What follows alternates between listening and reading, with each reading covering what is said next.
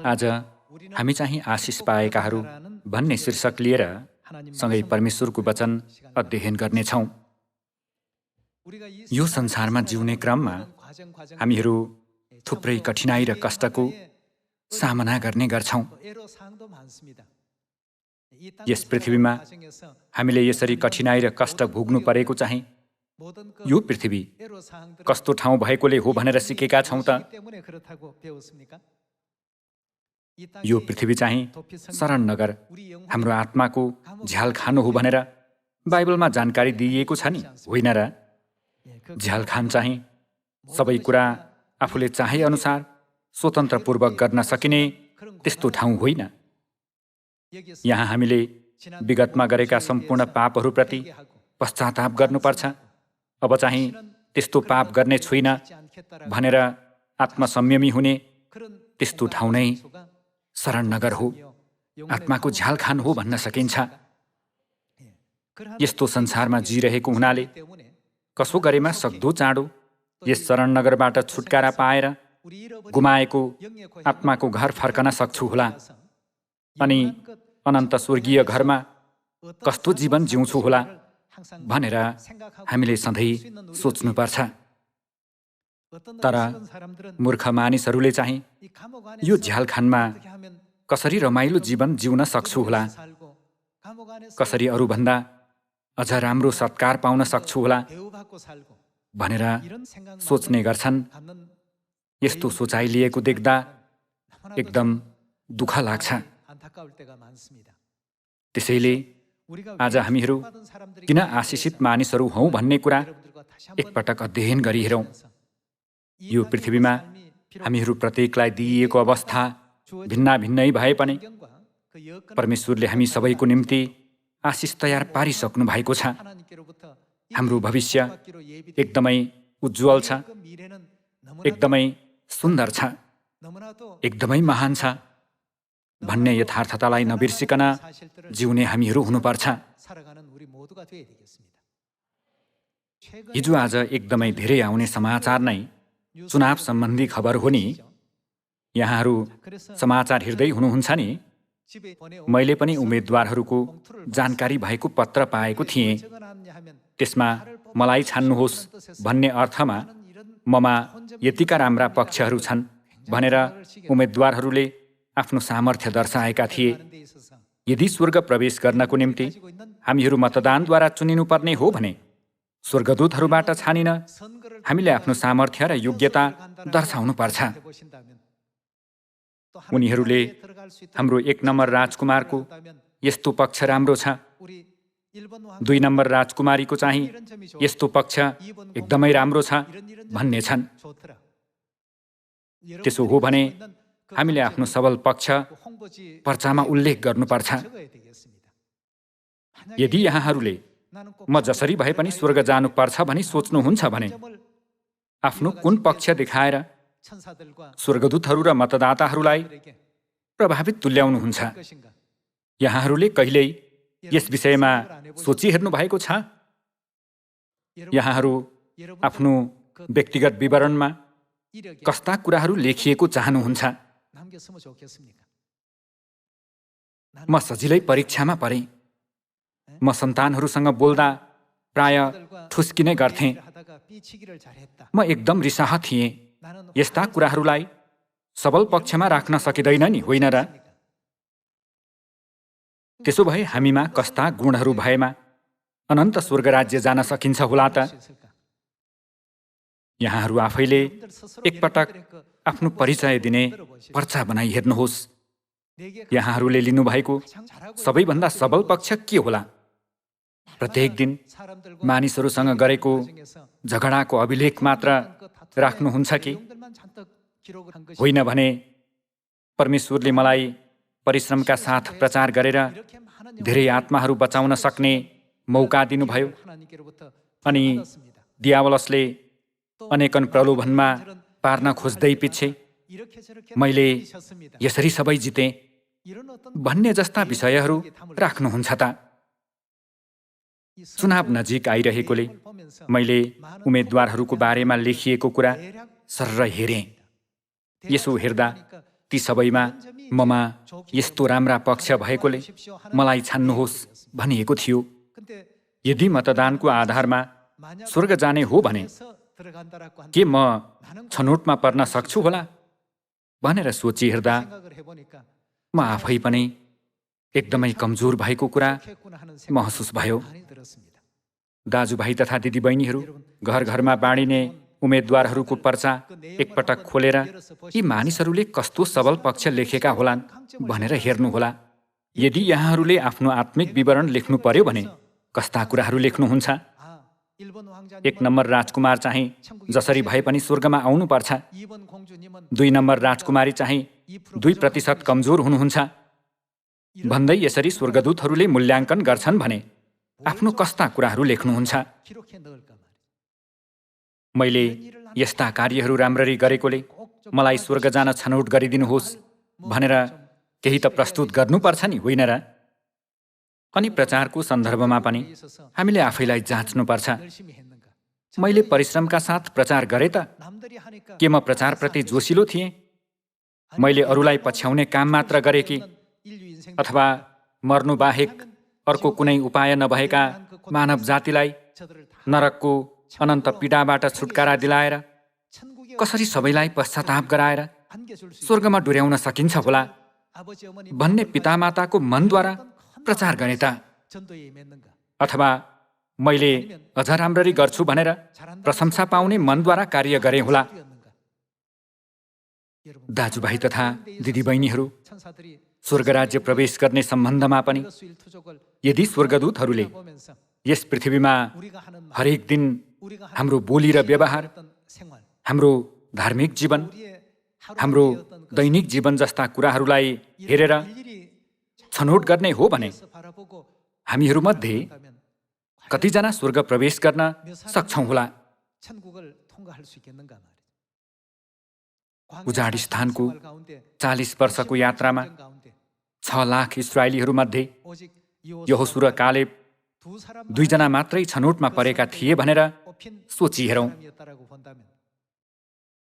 त्यसो भए यदि मतदानद्वारा चुनिने हो भने सियोनका परिवारहरूमध्ये कतिजना अनन्त स्वर्गमा प्रवेश गर्न सक्छौँ होला? तर हाम्रा परमेश्वरले हामीलाई मतदानद्वारा स्वर्ग प्रवेश गर्ने गराउनु भएको छैन। परमेश्वरको आज्ञा, नियम र व्यवस्थाभित्र रहेर परमेश्वरको इच्छामा आज्ञाकारी हुने सन्तानहरूको निम्ति स्वर्ग जाने बाटो खोलिदिनु भएकोले यो साँच्चै कति धन्यवादको कुरा हो। स्वर्गका स्वर्गदूतहरूले हामीलाई हेरिरहेका छन्। उनीहरूले हाम्रो जीवनयापन, हाम्रो सोचाइ र हाम्रो चाहना हेर्छन् अनि हामीहरू विश्वास लिएर स्वर्गतर्फ परिश्रमका साथ दौडिरहेका छौँ कि होइन भने यो विश्वास भन्ने कुरालाई मानिसहरू माझ देखाउने केवल एउटा जीवनको हिस्साको रूपमा सोचिरहेका छौँ भनेर जाँचिरहेका छन्। स्वर्गका स्वर्गदूतहरूले हामीलाई हेर्दै प्रत्येक दिन परमेश्वरलाई रिपोर्ट बुझाउँछन्। 1 नम्बर राजकुमारले आज पनि परमेश्वरलाई प्रार्थना चढाएर एक दिनको आरम्भ गर्दै पितामाताको इच्छा अनुसार मानिसहरूको मन परमेश्वर कहाँ फर्काउन आज पनि मोती जस्तै पसिना बगाउँदै हुनुहुन्छ। उहाँले सुसमाचारलाई नै जीवनको उद्देश्य बनाएर जिउँदै हुनुहुन्छ। यसरी भन्ने स्वर्गदूत पनि छन् भने हाम्रो 2 नम्बर राजकुमारीलाई हेर्दा यो पृथ्वीको जीवनको सही दिशा गुमाएर आफू के कारणले पृथ्वीमा आएको हो भन्ने वास्तविकता पनि बिर्सिएर स्वर्गलाई सोच्नुको सट्टा कसरी अरूहरूभन्दा अझ शानदार जीवन जिउने होला भन्दै पृथ्वीको कुरालाई मात्र सोच्दै जिरहनु भएको छ। स्वर्गप्रतिको उहाँको मन 100%मा 0.01% मात्र छ। बाँकी चाहिँ सबै यो पृथ्वीको कुरामा मात्र छ। पितामाता उहाँलाई हेर्दा एकदमै मन दुख्छ।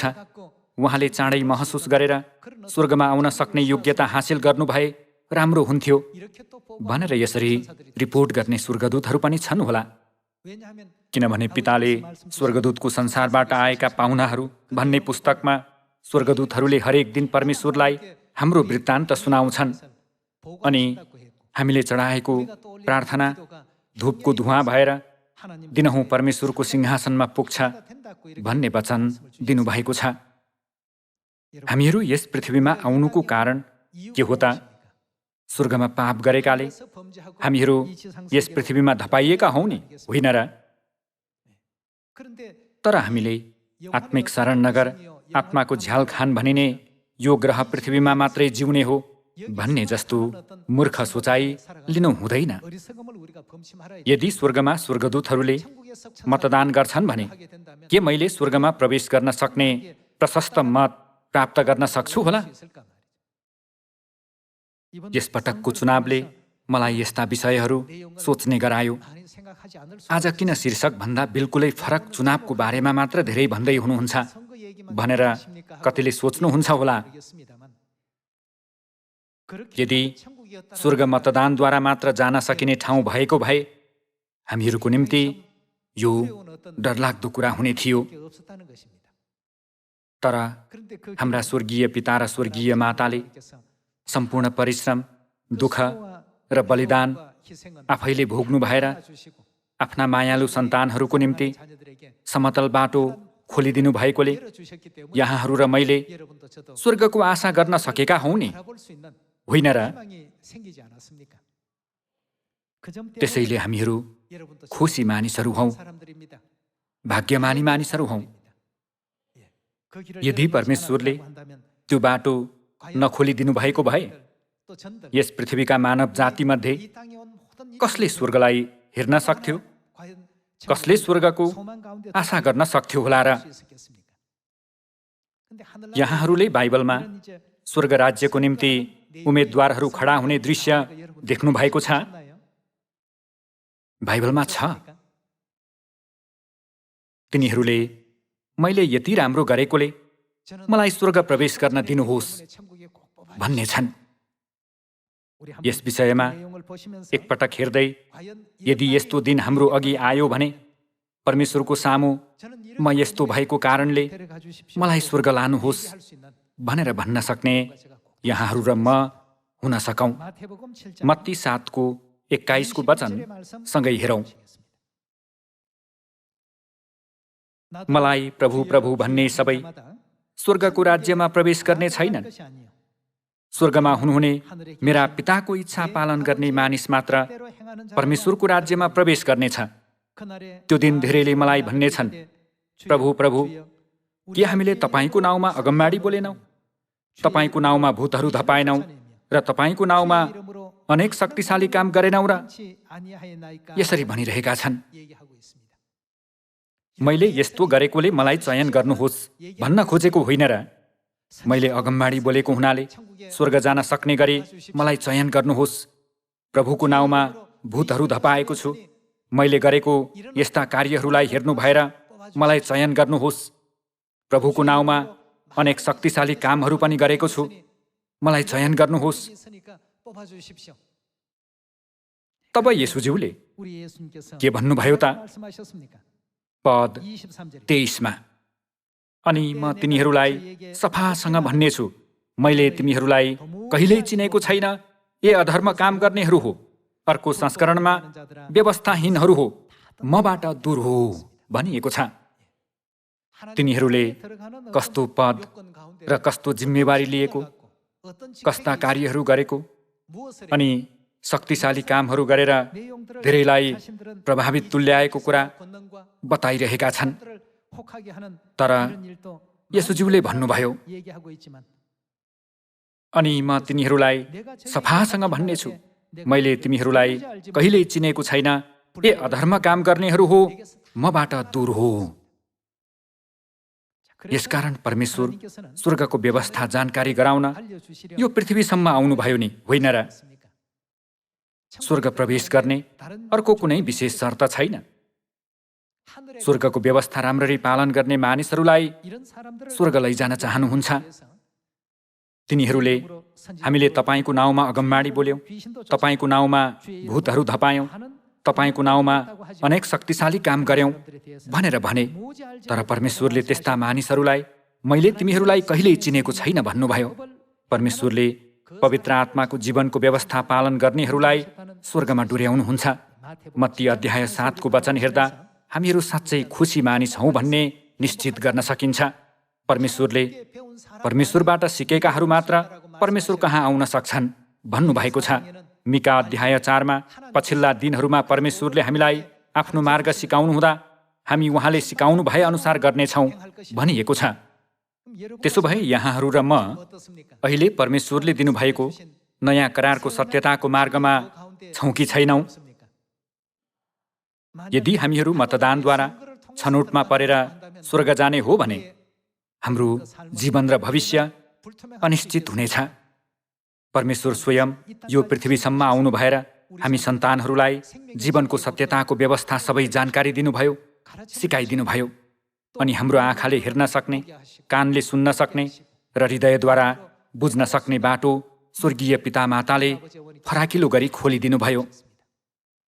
अनि प्रकाश अध्याय 22 मा के भन्नुभएको छ त? स्वर्ग प्रवेश गर्न चाहने सबै म कहाँ आओ भन्नुभएको छ।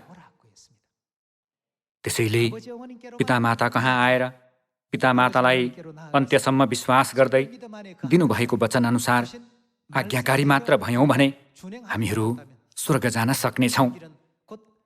यो नै स्वर्गको मार्ग, अनन्त जीवनको मार्ग, अनन्त स्वर्गको राजकीय पुजारीगिरीको मार्ग हो।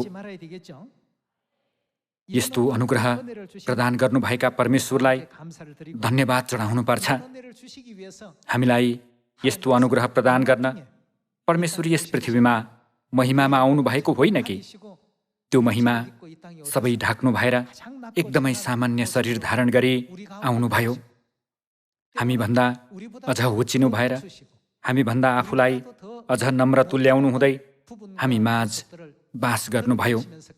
केवल हामी सियोनका सन्तानहरूलाई देख्न, सुन्न र बुझ्न सक्ने गराउनु भएर तिमीहरूका आँखाले देख्ने र कानले सुन्ने भएकाले धन्य हुन् भन्नुहुँदै हामीलाई आशिषित मानिस बनाइदिनुभयो। लुका 22 को 7 को वचन हेरौँ। अखमेरे रोटीको चाडको दिन आयो, जुन दिन निस्तार चाडको थुमा बलि चढाउनु पर्थ्यो। उहाँले पत्रुस र यूहन्नालाई यसो भनेर पठाउनु भयो, गएर हाम्रा निम्ति निस्तार चाडको भोज तयार गर। तिनीहरूले उहाँलाई भने, हामी यो भोज कहाँ तयार गरौँ? उहाँले तिनीहरूलाई भन्नुभयो, तिमीहरू शहरमा पसेपछि गाग्रोमा पानी बोकेको एकजना मानिसले तिमीहरूलाई भेट्नेछ। त्यो जुन घरमा पस्छ त्यहाँसम्म त्यसको पछि लाग र तिमीहरूले त्यस घरका मालिकलाई भन, गुरुले तपाईँलाई सोध्नुहुन्छ, मैले आफ्ना चेलाहरूसँग निस्तार चाडको भोज खाने अतिथि कोठा कहाँ छ? उनले तिमीहरूलाई माथिल्लो तलामा सजी सजाउ भएको ठुलो कोठा देखाउनेछन् र त्यहीँ तयार गर। तिनीहरू गए र उहाँले भन्नुभए झैँ भेट्टाए र तिनीहरूले निस्तार चाडको तयारी गरे। बाइबलमा येशूज्यूको कार्यलाई यसरी स्पष्टसँग वर्णन गरिएको छ। येशूज्यूले नयाँ करारको व्यवस्था पालन गर्नुभयो। पत्रुस र यूहन्नालाई पठाउनु भएर तयारी गर्न लगाउनु भएको पवित्र परमेश्वरको नयाँ करारको व्यवस्था। यो नयाँ करारको व्यवस्थाको बारेमा हामी 19 मा एकपटक गएर हेरौँ। अनि उहाँले रोटी लिनुभयो र धन्यवाद चढाउनु भएपछि त्यो भाँच्नुभयो र तिनीहरूलाई यसो भन्दै दिनुभयो, तिमीहरूका निम्ति दिइएको यो मेरो शरीर हो, मेरो सम्झनामा यो गर्ने गर। यसै गरी खाइसक्नु भएपछि उहाँले कचौरा लिनुभयो र भन्नुभयो, यो कचौरा तिमीहरूका निम्ति बगाइएको मेरो रगतमा स्थापित गरिने नयाँ करार हो। यहाँ पनि येशूज्यूले यो गर्ने गर भनेर यसरी जानकारी दिनुभएको छ। तर हिजो आज परमेश्वरलाई विश्वास गर्छु भनेर दाबी गर्ने मानिसहरूले निस्तार चाड पालन गर्छन् त? पालन गर्दैनन्। पालन गर्दैनन् भने मत्ती 7 को 21 को वचन अनुसार तिनीहरू को हुन् त? व्यवस्थाहीनहरू हुन्।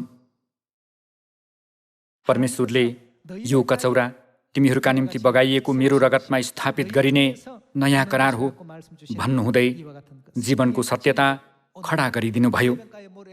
तर आजभोलि समुद्रका बालुवा सरह असङ्ख्य मण्डलीहरू यो सत्यताको मार्गबाट तर्किरहेका छन्। तर धन्न हाम्रो निम्ति चाहिँ परमेश्वर स्वयंले सियोन स्थापना गरिदिनु भएर नयाँ करार निस्तार चाडको सत्यता हामी मानव जातिको निम्ति कति महत्त्वपूर्ण र बहुमूल्य छ भन्ने कुरा बोध गराइदिनु हुँदै आफ्नो पवित्र देह र अनमोल रगत हामी भित्र राखिदिनु भएको छ। यो नै हामी स्वर्ग जान सक्ने चिन्ह हो। सजिलोसँग भन्ने हो भने स्वर्ग जाने बाटोमा थुप्रै चेक पोस्टहरू भए पनि सजिलै जान सक्ने फ्री पास पाएको हो। 1 नम्बर स्वर्गदूतले तपाईँको आइडी देखाउनुहोस् भन्दा हामीले देखाइदियौँ भने यहाँहरू पिता माताको पवित्र देह र रगत भएको स्वर्गको राजकुमार राजकुमारीहरू हुनुहुँदो रहेछ। आउनुहोस्, यहाँहरू स्वर्ग प्रवेश गर्ने योग्यको हुनुहुन्छ भन्ने छन्। हामीहरूमा कमजोर पक्षहरू धेरै छन्, खराब पक्ष पनि छन् र दुर्बल पक्षहरू पनि धेरै छन्। तर अन्य मानिसहरूको निम्ति जाँचको प्रक्रिया भए तापनि परमेश्वरको पवित्र देह र रगतद्वारा हामी चाहिँ सजिलै चेक पोस्टबाट पार हुन सक्नेछौँ। परमेश्वरले हामीलाई यस्तो विशेष अनुग्रह प्रदान गर्नुभएकोले हामीहरू साँच्चै आशिषित मानिसहरू हौँ नि, होइन र? तिमीहरूका आँखाले देख्न र कानले सुन्न सक्ने भएकोले धन्य हुन्। कसले हामीलाई देख्न र सुन्न सक्ने गराउनु भयो त? स्वर्गीय पिता स्वर्गीय माताले यी सबै कुराहरू प्रदान गर्नुभएको हो। हामीले गरेको कुरा भनेको केवल पिता माता कहाँ आउने काम हो। तर पिता माताले हामीलाई यी सबै कुराहरू बाइबलको अगमबाडी अनुसार सिकाइदिनु भएको छ। हामीलाई जीवनको मार्ग, स्वर्गको मार्ग सिकाइदिनु भएको छ। त्यसैले हामीहरू चुनाव नहुने स्वर्गमा प्रवेश गर्न सक्ने आशिषित मानिसहरू हौँ। हामी यर्मिया 31 को वचन एकपटक हेरौँ। 31 को 31 मा हेर्ने हो भने परमप्रभु भन्नुहुन्छ, ती दिन आउनेछन् जब इस्राएलको घरानासँग र यहुदाको घरानासँग म एउटा नयाँ करार स्थापना गर्नेछु। तिनीहरूका पुर्खाहरूसँग मैले बाँधेको करार जस्तै यो हुने छैन। जब मैले तिनीहरूलाई हातमा समातेर मिश्र देशबाट डोर्याएर ल्याएको थिएँ, परमप्रभु भन्नुहुन्छ, तिनीहरूले मेरो करार भङ्ग गरे, यद्यपि म तिनीहरूका पिता थिएँ। परमप्रभु भन्नुहुन्छ, ती दिनपछि म इस्राएलको घरानासँग यो करार बाँध्नेछु। तिनीहरूका मनमा मेरो व्यवस्था राखिदिनेछु र तिनीहरूका हृदयमा त्यो लेखिदिनेछु र म तिनीहरूका परमेश्वर हुनेछु र तिनीहरू मेरा प्रजा हुनेछन्। परमेश्वरले आफ्ना प्रजाहरूको हृदयमा अधर्म होइन कि परमेश्वरको पवित्र व्यवस्था लेखिदिनेछु भन्नुभएको छ। म तिनीहरूका परमेश्वर हुनेछु र तिनीहरू मेरा प्रजा हुनेछन्। पद 34 को वचन हेर्ने हो भने परमप्रभुलाई चिन भनेर अब उसो कुनै मानिसले आफ्नो छिमेकीलाई वा आफ्ना दाजुभाइलाई सिकाउने छैन, किनकि सानादेखि लिएर ठुलासम्म तिनीहरू सबैले मलाई चिन्नेछन्। परमप्रभु भन्नुहुन्छ, किनकि तिनीहरूका अपराधहरू म क्षमा गर्नेछु र म तिनीहरूका पाप फेरि कहिल्यै सम्झने छैन भनिएको छ। हाम्रा असङ्ख्य पापहरू फेरि कहिल्यै नसम्झिकन अनि सबै पापहरू क्षमा गरिदिएर हामीलाई अनन्त स्वर्ग राज्य जान सक्ने गराउन परमेश्वरले यो नयाँ करारको व्यवस्था घोषणा गर्नुभएको होइन र? यस पृथ्वीको जीवन अस्थायी र क्षणिक हो। 10 वर्ष, 20 वर्ष र 30 वर्ष पनि एकदमै छिटो बित्छ। त्यसैले अनन्त स्वर्ग राज्य प्रवेश गर्ने सम्बन्धमा हामीले साँच्चै आशिष पाइरहेको कुरालाई महसुस गर्न नसकी केवल यस पृथ्वीका दृश्य कुराहरूलाई मात्र सर्वस्व ठानेर स्वर्गका कुराहरूलाई बिर्सँदै जिउने मूर्खता कदापि गर्नु हुँदैन। यदि स्वर्गमा मतदान प्रणाली भएको भए यहाँहरू कुन कुरा लेख्नुहुन्थ्यो? मैले कति प्रचार गरेँ, परमेश्वरको वचन लगनशीलताका साथ कति अध्ययन गरेँ, प्रार्थनामा कतिको समर्पित भएँ, सुसमाचारको निम्ति र सन्तानहरूको निम्ति कति बलिदान गरेँ, मानव जातिलाई बचाउनको निम्ति कति परिश्रम गरेँ। यस्ता सबै बुँदाहरू राखे पनि अपर्याप्त हुनेछ। त्यसैले चुनावको विषयमा सोच्ने क्रममा अबदेखि म कसरी जिउनुपर्छ होला, कसरी अझ लगनशीलताका साथ र व्यग्रतापूर्वक परमेश्वरको सेवा गर्ने होला भनेर सोच्न पुगेँ। अनि मैले पिता माताले चाहनुहुने जीवन जिउन आफ्नो आत्मिक जीवनलाई नवीकरण गर्नुपर्छ भन्ने सोचाइ पनि आयो। स्वर्गमा परमेश्वरले अरू कुरा होइन कि परमेश्वरको पवित्र देह र अमूल्य रगत लिएर प्रवेश गर्ने मानिसहरूका निम्ति स्वर्गको सबै ढोका खोलिदिनुहुनेछ। अनि हिब्रू अध्याय 3 र 4 हेर्ने हो भने आज्ञाकारी मानिसहरूका निम्ति स्वर्गको ढोका सबै उघारिनेछ भन्ने वचन छ नि, होइन र?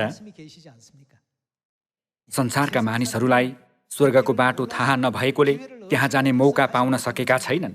तर परमेश्वरले हाम्रो निम्ति चाहिँ जान सक्ने गरी सबै बाटो खोलिदिनु भएको छ। परमेश्वरको व्यवस्थालाई आफ्नो मनमा गहिरो गरी खोपेर यो जीवनको सत्यताको सुसमाचार सामरिया र पृथ्वीको अन्तिम छेउसम्म लगनशीलताका साथ गभाइदिने यहाँहरू र म हुन सकौँ। पहिलो थेसलोनिकी 2:3 वचन हेर्ने हो भने, किनकि हाम्रो अर्थी उपदेश भूल वा अशुद्धताबाट उब्जेको होइन, न त यो छलकपटले भएको हो, तर जसरी सुसमाचार हाम्रो जिम्मामा सुम्पनका निम्ति परमेश्वरले हामीलाई योग्य ठान्नुभयो, त्यसरी नै मानिसलाई प्रसन्न पार्न होइन, तर हाम्रो हृदय जाँच्नुहुने परमेश्वरलाई प्रसन्न पार्न हामी बोल्दछौँ भनिएको छ। परमेश्वरले पनि हामीलाई धेरै खुसी दिनुभएको छ। हाम्रो अन्धकार भविष्यलाई उज्जवल र आशापूर्ण भविष्यमा परिवर्तन गर्न परमेश्वर क्रुसमा बलि हुन र कुर्राको चोट सहन पनि पछि हट्नु भएन। परमेश्वरले त हामीलाई खुसी दिनको निम्ति यतिसम्म गर्नुभयो भने हामीले पनि स्वर्गीय पिता र मातालाई महिमा र खुसी दिलाउनु पर्दैन होला? यहाँ हाम्रो हृदय जाँच्नुहुने परमेश्वर खुसी हुनुहुने कार्य के हो भन्ने देख्न सक्छौँ। परमेश्वरले हामीलाई योग्य ठान्नु भएर के को जिम्मा दिनुभयो त? सुसमाचार। यो कार्य जो कोहीको जिम्मामा सुम्पनु भएको होइन, स्वर्गीय पिता र स्वर्गीय माताले हाम्रो जिम्मामा सुम्पनु भएको छ। सुसमाचार प्रचार गर्न भरमग्दुर प्रयत्न गरौँ। प्रेरित पावल लगनशीलताका साथ दौडिएका हुनाले स्वर्ग प्रवेश गर्न सक्ने मौका कति प्रतिशत जति थियो होला? प्रेरित पावल स्वर्ग जाने कुरामा 100% विश्वस्त थिए। वाह, अब म स्वर्ग प्रवेश गर्न सक्छु। यो कुरा बाइबलमा कहाँ छ त? मैले दौड सिद्ध्याएको छु। अब उपरान्त मेरो निम्ति धार्मिकताको मुकुट राखिएको छ। किनकि पावलले सबै जीवनको एक पल पनि आफ्नो निम्ति जिउनुभन्दा पिता र माताले यस पृथ्वीमा पूरा गर्न चाहनुहुने पापीहरूलाई पश्चातापमा डोर्याउने कार्यमा आफ्नो सम्पूर्ण जीवन समर्पण गरेका थिए। हामी दोस्रो तिमोथी अध्याय 4 हेरौँ। 4:6 हेर्ने हो भने, किनभने म त बलिको रूपमा अर्पण हुन लागेको छु र मेरो बिदाईको बेला आएको छ। मैले उत्तम लडाईँ लडेको छु, मैले दौड सिद्ध्याएको छु, मैले विश्वासलाई बचाइराखेको छु। अब उपरान्त मेरो निम्ति धार्मिकताको मुकुट राखिएको छ, जो धार्मिकताका न्यायाधीश प्रभुले त्यस दिन मलाई दिनुहुनेछ, र मलाई मात्र होइन, तर उहाँको पुनरागमन प्रिय मान्नेहरू सबैलाई दिनुहुनेछ। यहाँ हेर्दा प्रेरित पावल स्वर्ग प्रवेश गर्न सफल हुने सम्भावना 100% थियो। अब मेरो बाटोमा कुनै बाधा छैन। अब मेरो निम्ति स्वर्गमा केवल धार्मिकताको मुकुट तयार पारिएको छ। हामी पनि त्यस्तो दृढ आत्मविश्वास लिन सक्ने गरी परिश्रमका साथ कार्य गर्ने सियोनका सन्तानहरू हुऔँ। यस पृथ्वीको जीवन पनि निश्चय नै महत्त्वपूर्ण छ। यस पृथ्वीको जीवनलाई हामीले बेवास्ता गर्नु हुँदैन। यस पृथ्वीमा इमान्दारितापूर्वक जिउनु पनि हाम्रो कर्तव्य हो। तर हामीले यस पृथ्वीमा जिउनुको मुख्य उद्देश्य चाहिँ गुमाउनु हुँदैन। हामीहरू स्वर्गबाट किन यो पृथ्वीमा आएका हौँ र यो पृथ्वीमा प्रत्येक दिन 24 घण्टा 1440 मिनट किन हामीलाई दिइएको होला भनेर एकपटक ध्यानपूर्वक विचार गर्दै विश्वासलाई कायम राख्न सक्ने यहाँहरू र म हुनुपर्छ। अनि अन्तिम दिनमा पावल जस्तै अब उपरान्त मेरो निम्ति धार्मिकताको मुकुट राखिएको छ भनेर भन्न सक्ने हामी सबैजना हुऔँ। दाजुभाइ तथा दिदीबहिनीहरू, हामीले यति ठुलो जिम्मेवारी पाएका छौँ। हाम्रो जिम्मेवारी यो पृथ्वीको जिम्मेवारी होइन। यस पृथ्वीका मानिसहरू केवल 4 वर्षको कार्यकाल हुने स्थानको लागि मरिहत्ते गर्ने गर्छन्। तिनीहरूले चुनावमा आफ्नो जायजेथा खर्च गर्छन् नि। निर्वाचित हुन धेरै खर्च बेहोर्नु पर्छ नि, होइन र? तिनीहरू खर्च, समय, जीवन, जोस सबै लगानी गर्छन्। हामी चाहिँ अनन्त स्वर्ग राज्य जाने कार्य गरिरहेका छौँ। त्यो कुरामा विश्वास र प्रत्यक्ष महसुस नहुँदा कार्य गर्न सकिँदैन। प्रचारमा परिश्रम गर्न गाह्रो लाग्छ। स्वर्गको बाटोमा खुसी लाग्दैन। आफ्नो निम्ति सबै अरूले नै गरिदिए हुन्थ्यो जस्तो लाग्छ। यस्तो मूर्ख व्यवहार गर्न पुगिन्छ। दाजुभाइ तथा दिदीबहिनीहरू, हामीलाई परमेश्वरले एकदमै राम्रो परिस्थिति दिनुभएको छ। हामीले थोरै कार्य गरे पनि परमेश्वरले तिमी थोरै कुरामा पनि विश्वासी भयौ, अब म धेरै कुराको जिम्मा दिनेछु भन्नुहुन्छ। यस्तो आशिष अहिले कहाँ छ त? परमेश्वरको व्यवस्था पालन गर्ने सियोनभित्र परमेश्वरले अनुमति दिनुभएको छ नि, होइन र? हाम्रा एलोहिम परमेश्वर पिता मातालाई धन्यवाद र महिमा चढाउँ। परमेश्वरले हामीलाई खुसी दिनको निम्ति बलिदान गर्नुहुँदै हर प्रयत्न गर्नुभयो। हामीले पनि पिता मातालाई खुसी र महिमा दिलाउनको निम्ति थोरै भए पनि प्रयत्न गर्दै सुसमाचारको शानदार र अनुग्रहात्मक परिणाम ल्याउने हुन सकौँ भनी अनुरोध गर्दछु। आजको यो प्रवचनद्वारा प्रशस्त अनुग्रह प्राप्त गर्नुभयो भन्ने आशा गर्दै प्रवचन समाप्त गर्दछु। धन्यवाद।